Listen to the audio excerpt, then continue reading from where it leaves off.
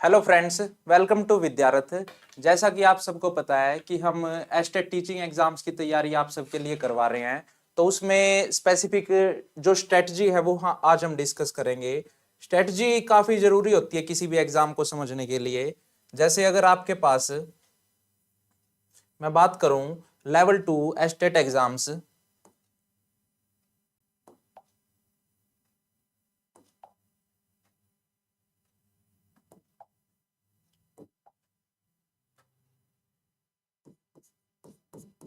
Estate का exam आपके पास 3 level में होता है। ये जो लेवल है ये आपका सेकंड और थर्ड लेवल बीएड बेस पे होता है, जबकि ये आपके पास डीएलएड या फिर जेबीटी बेस पे है।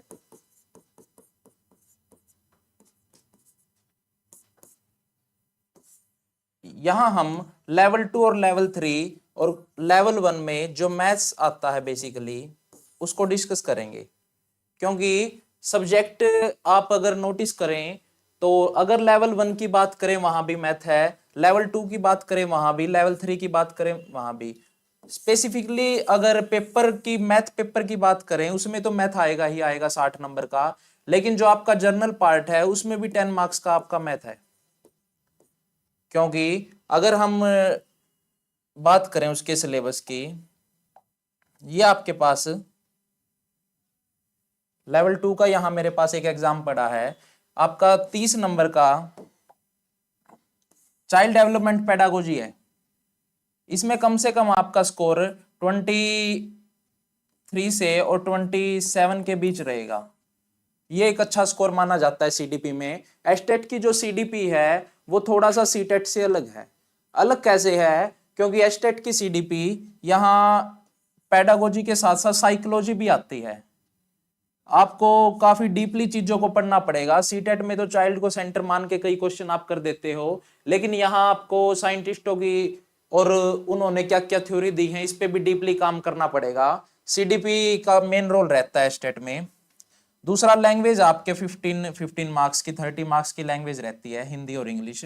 यहाँ भी आपको लगभग लगभग 10 प्लस दोनों सब्जेक्ट्स में आने चाहिए। 10 प्लस इंग्लिश हिंदी में आपका स्कोर होना चाहिए। हालांकि ये उन लोगों के लिए सही है जिनके सब्जेक्ट ही हिंदी इंग्लिश रहते हैं, वहां चीजें आसानी से हो जाती हैं, लेकिन वैसे भी नॉर्मल ही आती है, ज्यादा नहीं। हिंदी कह सकते हैं थोड़ी सी टफ, लेकिन इंग्लिश काफी इजी रहती है। तो 10 प्लस आपका स्कोर रहना चाहिए। नेगेटिव मार्किंग है ही नहीं, तो नो नेगेटिव मार्किंग।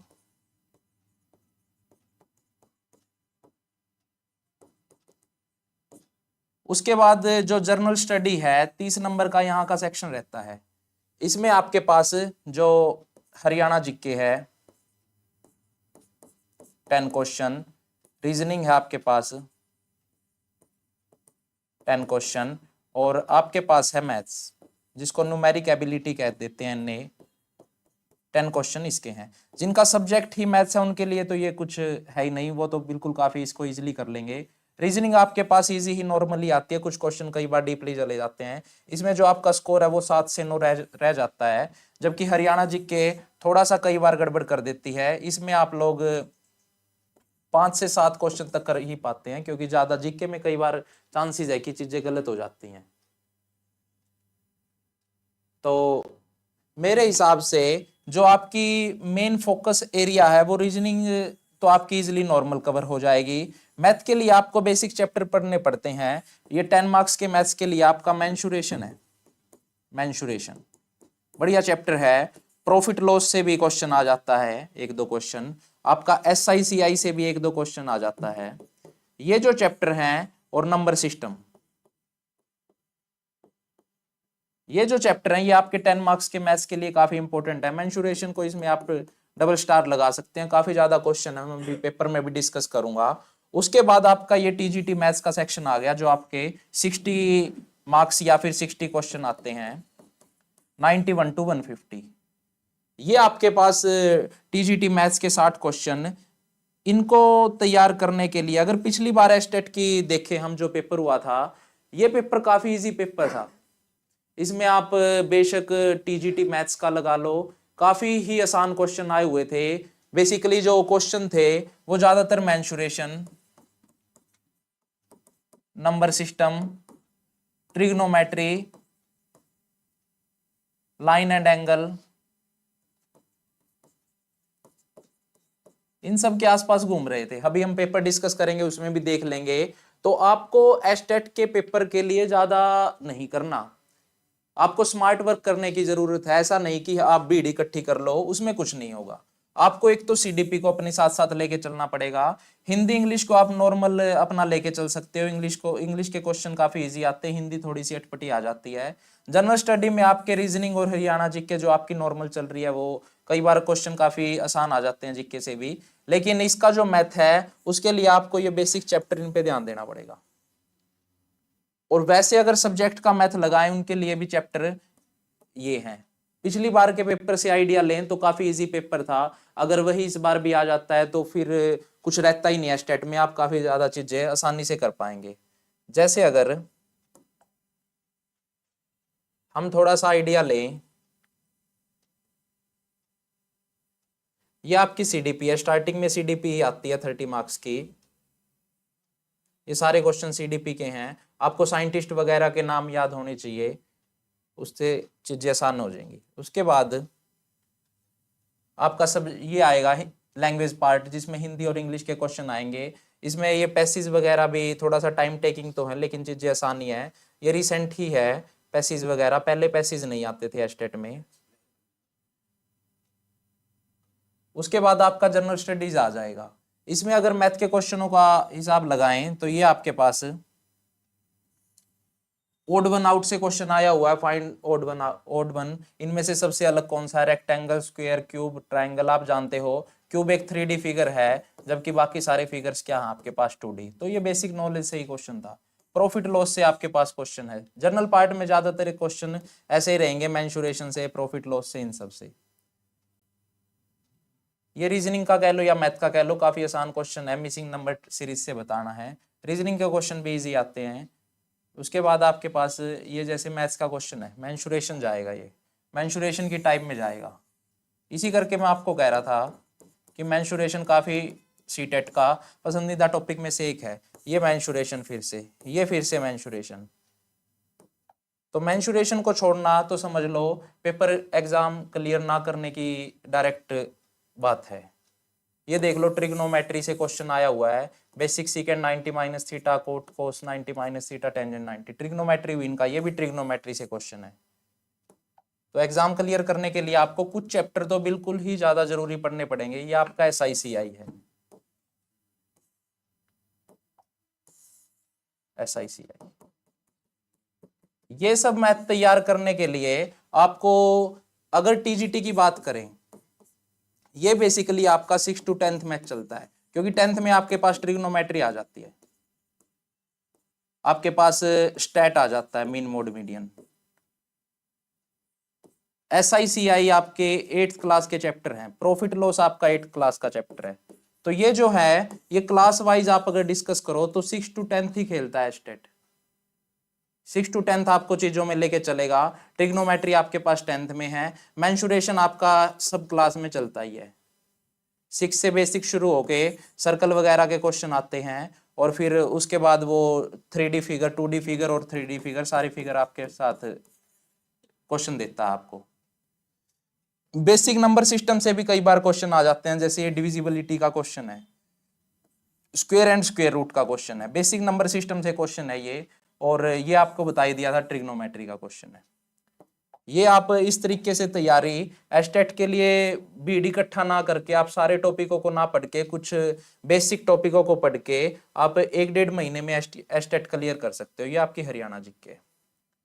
उसके बाद ये आ गया हमारा जो 60 मार्क्स का मैथ्स है।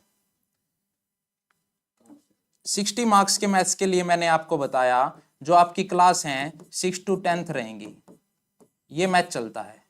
इसके लिए आप बेशक एनसीईआरटी तो बेस है ही, एनसीईआरटीज की बुक प्रिपेयर कर सकते हो। 10th क्लास की एनसीईआरटी भी अच्छी दे रखी है, काफी क्वेश्चन उससे हो भी रहे थे। 8th क्लास के लिए आप कोई स्टैंडर्ड बुक फॉलो कर सकते हो, वहां से 8th क्लास का भी हो सकता है। एनसीईआरटी से भी ज्यादातर, क्योंकि पिछली बार के पेपर का अंदाजा लगाएं तो एनसीईआरटी से मोस्टली कवर हो रहा था। उसके बाद अगर आपको नंबर सिस्टम की तैयारी करनी है, ये इस टाइप से क्वेश्चन है जो नंबर सिस्टम से, ये आपके बेसिक क्वेश्चन आते हैं। इनको आप कुछ नहीं, जैसे एलसीएम एचसीएफ के भी 5 - 1 4/5, उसके बाद है 6 - 1 5/6, उसके बाद है 7 - 1 6/7, और सो ऑन करके 100 - 1 99/100। ये रहा, यहाँ 5 से 5 कैंसिल, 6 से 6, ऐसे करके नीचे वाली टर्म आगे वाली से कैंसिल हो रही है, तो यहाँ की नीचे वाली इससे कैंसिल हो जाएगी। ये कभी कैंसिल नहीं होगा क्योंकि इसके आगे कोई टर्म नहीं, और ये कभी कैंसिल नहीं हो गया क्योंकि इसके पीछे कोई टर्म नहीं। तो आपका 4/100 अगर काटेंगे तो 1/25। बेसिक क्वेश्चन बिल्कुल ही। तो मैं बार बार एक ही बात कह रहा हूं कि एस्टेट का पेपर क्वालिफाई करना, खासकर टीजीटी लेवल, कोई बड़ी बात नहीं है मैथ से।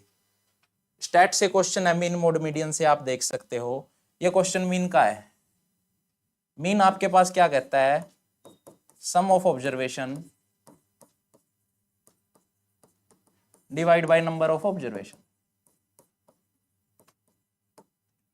वो कह रहा है if the mean of 6 4 7 P and 10 is 8, mean 8 दे रखा है।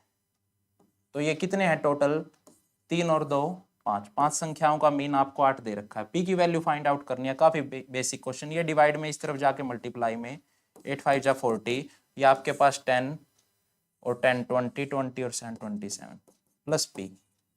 तो यहाँ से वैल्यू आप फाइंड आउट करोगे, ये इस तरफ आगे माइनस का पी, तो पी की वैल्यू आपके पास 13 आ जाएगी, 13। तो आप देख रहे हो कितना इजी क्वेश्चन मीन का डाला हुआ है। ये मीडियन से क्वेश्चन असेंडिंग और डिसेंडिंग ऑर्डर में लगा के अब सेंटर में जो नंबर लाई करेगा वो मीन से। एल्जेब्रिक एक्सप्रेशन 8th क्लास, जो आइडेंटिटी होती है आपकी x² - y² या फिर a² - b², a - b a + b।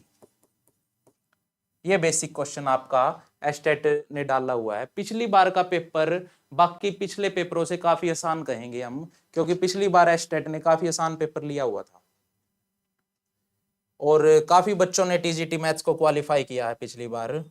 और सब्जेक्ट का काफी मेन रोल रहा है, क्यों, क्योंकि सब्जेक्ट काफी आसान पूछा हुआ था। लगभग जितनी मेरी बात हुई है लोगों से, उन्होंने सब्जेक्ट में स्कोर 45 प्लस किया है आउट ऑफ 60। तो अगर 45 प्लस आपका अकेला सब्जेक्ट देके जा रहा है 60 में से, टोटल आपको 90 मार्क्स चाहिए हैं, तो बताओ क्या बात रहेगी। बाकी जनरल पार्ट का इतना मेन रोल नहीं था पिछली बार सब्जेक्ट का था, खासकर मैथ्स की बात करें, क्योंकि और सब्जेक्ट के एस्टेट इतने नहीं थे। साइंस का भी थोड़ा सा टफ ही कहेंगे, टीजीटी आया हुआ था, लेकिन मैथ्स का बिल्कुल टफ नहीं था। ट्रिग्नोमेट्री से क्वेश्चन देख सकते हो आप नेक्स्ट। ये क्वेश्चन ट्रिग्नोमेट्री से है। Secant theta minus cosecant theta equal to 0 दिया हुआ है, वो कह रहा है प्लस में होगा, तो बताओ क्या होगा।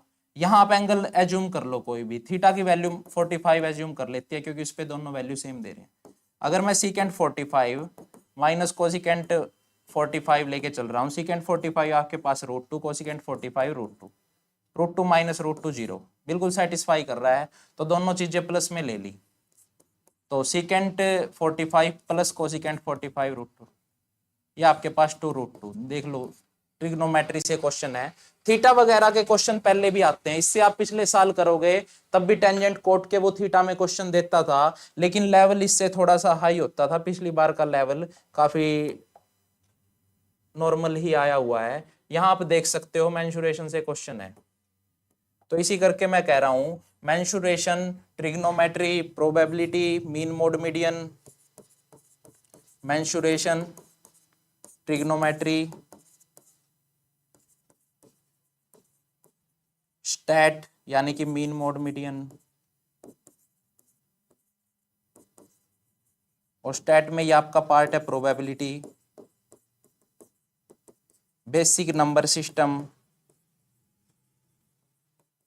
ये आपके एस्टेट के फेवरेट टॉपिकों में से एक है, इनसे क्वेश्चन हर बार आते हैं। वो कह रहा है in a cricket match a batsman hits a boundary 8 time out of 40 balls, यानी कि वो 8 बार शॉट लगाता है, बाउंड्री को टच करती है बॉल। अगर 40 बॉल की बात करें तो प्रोबेबिलिटी बताओ वो उसकी बाउंड्री तक नहीं पहुंची। अगर 8 बार 40 में से बाउंड्री तक जा रही है, तो यानी कि 32 टाइम्स बाउंड्री तक नहीं जा रही। और नीचे टोटल, क्योंकि प्रोबेबिलिटी आपके पास कैसे काम करती है, प्रोबेबिलिटी काम करती है number of favourable outcome divide by total number of outcome. तो आपके फेवर में 32 है और डिवाइड बाय टोटल 40 है, क्योंकि टोटल बॉल 40 है। तो ये आपके पास हो गया 8 से अगर काटेंगे 4/5, यानी कि अगर उसमें देखेंगे तो 0.8 इसका डेसिमल में करेक्ट आंसर आ जाएगा। तो आप देख रहे हो एस्टेट का जो लेवल है वो ज़्यादा चैप्टरों का नहीं, बल्कि चैप्टरों को तसल्ली से और कौन कौन से चैप्टर करने हैं उनके हिसाब से है। मिन मोड मीडियन से फिर से क्वेश्चन है, डाटा काफ़ी इजी दिया हुआ है। नेक्स्ट आपका रूट डाल रखे हैं, उससे नेक्स्ट आपका क्वेश्चन मेंसुरेशन से है। रैशनल इरेशनल से बेसिक क्वेश्चन आया हुआ है, आप सब जानते ही हो। √2, √3, √5, √7 सब आपके पास इरेशनल नंबर होते हैं। तो √2 पूछा हुआ है इरेशनल नंबर। ये 10th क्लास के फर्स्ट चैप्टर की बातें वो आपसे पूछ रहा है कि आपको मतलब कितनी नॉलेज है चीज़ों की। ध्यान से देखें तो रैशनल इरेशनल का कंसेप्ट लगा लो, या फिर उनको एडिशन सब्ट्रैक्शन करना लगा लो। रेशियो से क्वेश्चन आया हुआ है 1 1 2 2। थोड़ा सा आपका बेसिक नंबर से क्वेश्चन आया हुआ है, डायरेक्ट वैल्यू पुट करके आंसर आ जाता है। फिर से मेंसुरेशन आया हुआ है, sum of consecutive number 1 to 50 लगातार कंसेक्यूटिव नंबरों का सम कह रहा। अगर आपको फॉर्मूला याद है तो आप बता सकते हैं n × n+1/2। ये डायरेक्ट आपके पास लगातार नंबरों का जोड़ आ जाता है। तो ये 50 तक पूछ रहा है, 50 51 बटे, तो ये 25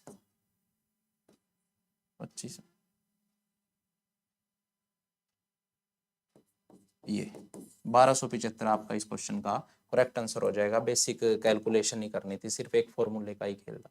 नेक्स्ट क्वेश्चन प्रॉफिट लॉस, उससे नेक्स्ट फिर से मेंसुरेशन, वो सेक्टर वगैरह के बारे में इंफॉर्मेशन कर रहा है। 10th क्लास का ही चैप्टर है। Theta divide by 360 × πr²।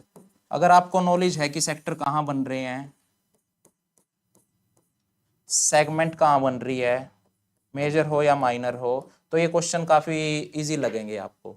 तो इन सब चीजों को आपको इन सब चीजों पे आपको काम करने की जरूरत है। पहले तो स्ट्रेटजी, एग्जाम स्ट्रेटजी समझने की जरूरत है। HCF का क्वेश्चन है, जैसे फिर से मेंसुरेशन का क्वेश्चन है। ज्यादा तो कहता नहीं, आपको कम से कम पूरे पेपर में 10 से 12 क्वेश्चन अकेले मेंसुरेशन से मिलेंगे। प्रोबेबिलिटी से क्वेश्चन है, कोऑर्डिनेट एक्सिस से क्वेश्चन है, उसके बाद फिर ट्रिग्नोमेट्री आ गई, फैक्टराइजेशन से आप डायरेक्ट वैल्यू पुट करो और आंसर आपको मिल जाएगा। काफ़ी इजी क्वेश्चन पूछे हुए हैं। तो एस्टेट में बार बार यही है कि आप ज़्यादा चीज़ें ना पढ़ के, और जैसे कि टाइम भी कम है, अभी फैब में आई थिंक एस्टेट होएगा, नोटिफिकेशन भी जल्दी ही आने वाला है। वैसे डेट आ गई है आपके पास कि एस्टेट इस बार जनवरी फरवरी में होएगा इस बार का, और मतलब 2026 साल का है वो तो आपका नवंबर में जाएगा, जबकि 2025 वाला ये लेंगे, क्योंकि 24 वाला इन्होंने लेट कर दिया था। तो इस करके स्ट्रेटजी जो कहूँगा मैं खासकर मैथ्स करने की, वो है आपके जो फोकस एरिया है उस पर हमें काम करना पड़ेगा। फोकस एरिया जैसे मैंने बताया, आपका मेंसुरेशन हो गया, आपका ट्रिग्नोमेट्री हो गया, इन सब चैप्टरों पे साथ के साथ आपको अपनी CDP भी इम्प्रूव करनी पड़ेगी, क्योंकि ये एक ऐसा सब्जेक्ट है आपको 25 तक आराम से दिलवा सकता है। 20 to 25 यहाँ रेशियो रहती है। अगर ये दोनों आपके मिल जाते हैं, जिसमें कि रीजनिंग आपको प्लस पॉइंट दे रहा है, रीजनिंग बेसिक ही आती है, 7 से 9 नंबर तक वहां आप कवर कर सकते हैं। हिंदी इंग्लिश भी उसके बाद इनमें प्लस ही होंगी। तो मेन और दूसरा जो मैंने नोटिस किया है चीजों को करने के का तरीका, आप एस्टेट अगर मैथ्स की तैयारी कर रहे हैं तो आप पेपर में सबसे पहले अपने मैथ्स के पोर्शन पे ही जाओ, जो आपका 91 से और 150 तक क्वेश्चन आ रहे हैं मैथ्स के, सबसे पहले आप इनको टैकल करें। क्यों? क्योंकि बाद में अगर आप स्टार्टिंग में ही चीजों को लेके चल रहे हैं, आप रीजनिंग कर रहे हैं, आप इंग्लिश हिंदी कर रहे हैं, उनके पैसेज वैसेज, तो यहां तक टाइम नहीं बचना। अगर आपको ये पता है कि मेरा मैथ स्ट्रॉन्ग है, मैं अपने सब्जेक्ट पे बढ़िया पकड़ रखता हूं, तो डायरेक्ट मैथ करें पहले। क्यों? क्योंकि यहाँ के क्वेश्चन आपके कंट्रोल में होंगे और सारे क्वेश्चनों से आप गो थ्रू हो सकते हैं। हो सकता है आप स्टार्टिंग के ही कुछ क्वेश्चन करके और फिर टाइम हो जाए, वहां चीजें नहीं हो पाती। तो जो मैंने स्ट्रेटजी फॉलो कर रखी है या फिर मैंने लोगों से बात की है, वो सबसे पहले मैथ्स को करते हैं, क्योंकि ये आपका सब्जेक्ट भी है और इसको करने से ही चीजें आसान होती है, और फिर वहां स्कोर आपका 110 120 प्लस तक भी जा सकता है। आप देख सकते हैं बेसिक नंबर सिस्टम से मेंसुरेशन का फिर से क्वेश्चन है। नेक्स्ट फिर से आपका मेंसुरेशन का क्वेश्चन है। ये काफ़ी इजी क्वेश्चन नंबर सिस्टम से है।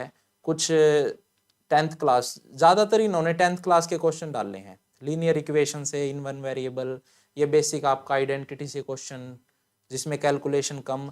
तो ट्रिक्स वगैरह भी कई बार काम आती हैं, आप चीज़ों को पुट वगैरह करके कर सकते हैं, क्योंकि कई बार लेंथी मेथड आपका टाइम वेस्ट करेंगे, तो ट्रिक का काफ़ी इंपॉर्टेंट मेन रोल रहता है।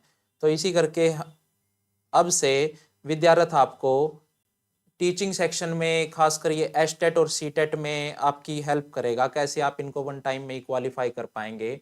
और आज से हर रोज क्लासेस आपकी मैथ्स की हुआ करेंगी। मेरा जो मोटिव है वो वही है कि एस्टेट में जो मैथ सेक्शन आता है खासकर 60 नंबर का, और 10 मार्क्स आपके जर्नल अवेयरनेस वाले पार्ट में, क्योंकि वहाँ भी 10 मार्क्स का मैथ आता है, वहाँ हम मैथ्स पे अपनी पकड़ बनाएं और एस्टेट आपका अकेले मैथ के दम पे ही क्वालिफाई करने की कोशिश करें। क्योंकि अगर आपके 60 वहाँ और 10 वहाँ, 70 में से अगर आपका स्कोर 55 प्लस हो जाता है तो बहुत ज्यादा चांसेस आपका एस्टेट क्लियर हो जाएगा फर्स्ट अटेम्प्ट में ही। और पिछली बार के अगर पेपर को देखें तो ये कोई बड़ा स्कोर नहीं है, क्योंकि पिछली बार पेपर बहुत ही नॉर्मल लेवल का आया हुआ था। पहले बात अलग थी, जब टीजीटी और पीजीटी थोड़ा सा मुश्किल आता था, वहां पीजीटी में तो ग्रेजुएशन तक भी चले जाते थे ये लोग, लेकिन अब ऐसा नहीं है, पीजीटी से ग्रेजुएशन भी कैंसिल कर दिया इन्होंने, और टीजीटी में अप टू 10th तक ही रखते हैं, 12th का भी कोई रोल नहीं है। तो इस करके चीजें काफी आसान हो रही हैं। और अब इन्होंने वैलिडिटी को भी लाइफ टाइम कर रखा है, ऐसा नहीं कि आप एक बार क्लियर करो 7 साल तक चलेगा, वो ऐसा भी नहीं है। अब आपको एक ही बार क्लियर करना और लाइफ टाइम तक चलती है। तो लास्ट में जो ओवरऑल कंक्लूजन है उस पर अगर मैं बात करूं, एस्टेट 3 पार्ट में आपके पास लेवल 1, 2 और 3, सेकंड और थर्ड पार्ट में जो आपका मैथ सेक्शन आता है, इसकी हम आज से आपको रेगुलर क्लासेस दिया करेंगे कि कैसे आप एक बेटर वे से मैथ में अपना स्कोर इंप्रूव कर सकते हैं। मेन जो स्कोरिंग एरिया थे मैंने वीडियो में उसके बारे में भी बात की कि आपका मेंसुरेशन है, ट्रिग्नोमेट्री है, ये कुछ ऐसे चैप्टर हैं जो काफ़ी स्कोरिंग है, 10-10, 15-15 क्वेश्चन भी इनसे अकेले से आ रहे हैं।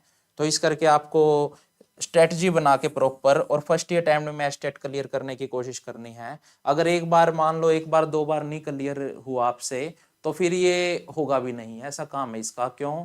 क्योंकि फिर ये आपको बहुत परेशान कर देगा, आप हमेशा 89, 87, 88 इन मार्क्स पे अटक जाते हो।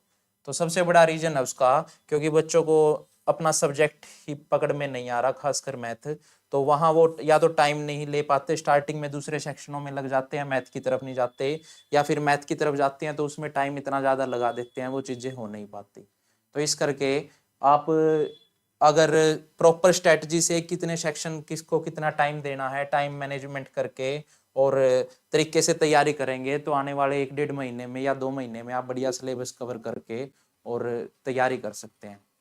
मेरी आपसे ये सलाह जरूर रहेगी कि आप एनसीईआरटीज हैं जो बेसिक अपनी, उनके क्वेश्चन जरूर लगातार प्रैक्टिस करते रहें। वैसे तो क्वेश्चन हम भी इधर खूब सारे लेके आएंगे, पीवाईक्यूज भी सीरीज में करवाऊंगा, लेकिन फिर भी जो आपकी पर्सनल एनसीईआरटीज हैं आपके पास, या फिर कोई और भी दूसरी भी बुक है, वो क्वेश्चन आप जरूर करें। तो आज के लिए इतना ही। Thank you very much.